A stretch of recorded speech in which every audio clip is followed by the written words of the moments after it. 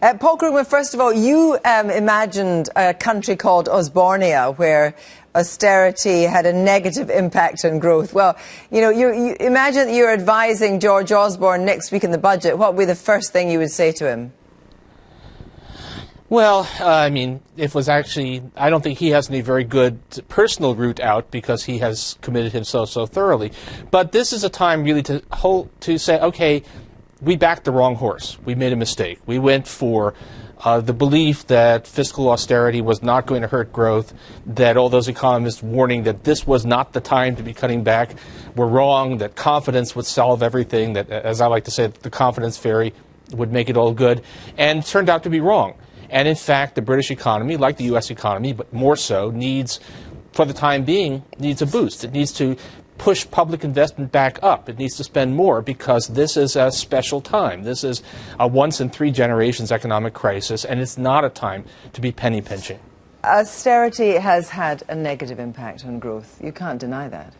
Well, of course, austerity is difficult. There's no doubt about that. But there's a without reason. Growth, your economy does not have any kind of prospect of confidence. There's a reason that we have to put this programme through, and that's because we have a massive borrowing problem. We have over-leveraged banks, and they're a drag on the economy. And the argument put that you can borrow your way out of debt doesn't make sense. But the crucial other piece is this.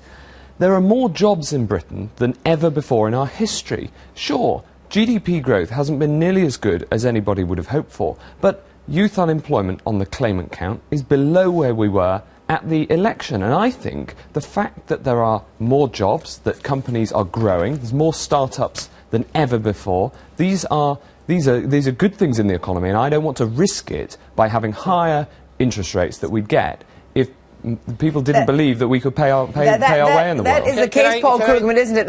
Let me just put that straight to you. That there hasn't been the massive unemployment, that actually Britain has somehow bucked that trend. There's been a collapse of productivity. Another way of saying it is the British economy is producing less but somehow employing more people. And that's a puzzle, but it's not a good thing. It looks like it's probably a lot of part-time work. Well, I'm sorry. I mean, the idea that unemployment is a good thing is not one that... But the fact of the matter is...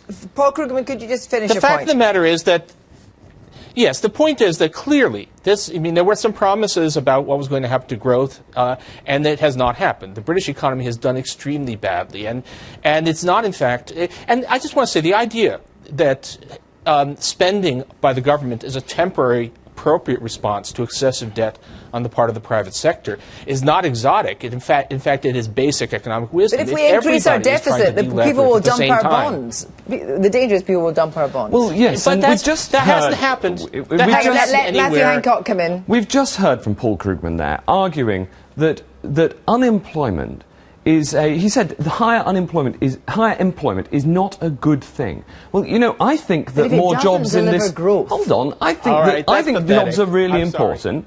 I think jobs are very important. And if you look at the GDP figures, we've had a negative impact from offshore oil, which is reducing. We're running out of oil in the North Sea.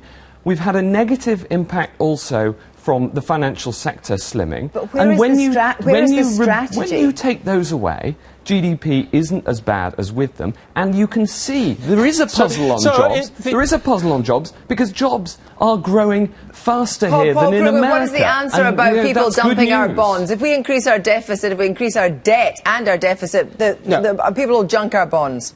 First of two things to remember. One is that no country that borrows in its own currency has ever had the problems that the Cameron government is warning us about to happen to Britain. Just has never happened.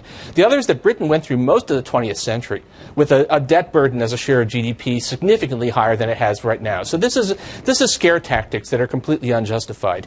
And I have to say, I'm kind of astonished that the British government's response to the bad performance recently is to say, well, if you take out the parts of the economy that have shrunk, then the economy has grown. So is your view that more debt can cure? Is your view that more debt can cure debt? Is your view that more debt can actually cure debt? More debt can provide a support to the economy. More government debt temporarily can support the economy while the private sector gets through the business of deleveraging. And on the contrary, what we know is that austerity is very likely to actually worsen the debt position. that the austerity shrinks the economy, shrinks revenues, does long-run damage. Look at all the countries that are imposing austerity across Europe. Have any of them managed to work their way out? None of them have. Well, they're all ending up in worse shape than they were to begin with. Our deficit is down by a quarter. The financial services and oil, which are net falling... borrowing is 1.5 billion higher than it was in the same period 2011 Our 2012. deficit is down by a quarter since the election. And those two areas I mentioned, offshore oil and financial services, they used to pay a lot of tax, and they pay far less now. So therefore there has to be an alternative. Yeah, so therefore you stimulate the economy with grand projet. So therefore, there has to be a fiscal plan that makes sure that we can get out of borrowing. Right. You can't borrow your way out of debt, and we haven't heard an argument against that. Krugman, you have 30 seconds. Are we doomed? Of course not doomed. Britain is a wealthy country. It can make a lot of mistakes. There's a great deal of ruination in a nation, as Adam Smith said, but boy, are you really making a mess of things. This is a disastrously wrong turn in policy that Britain has taken.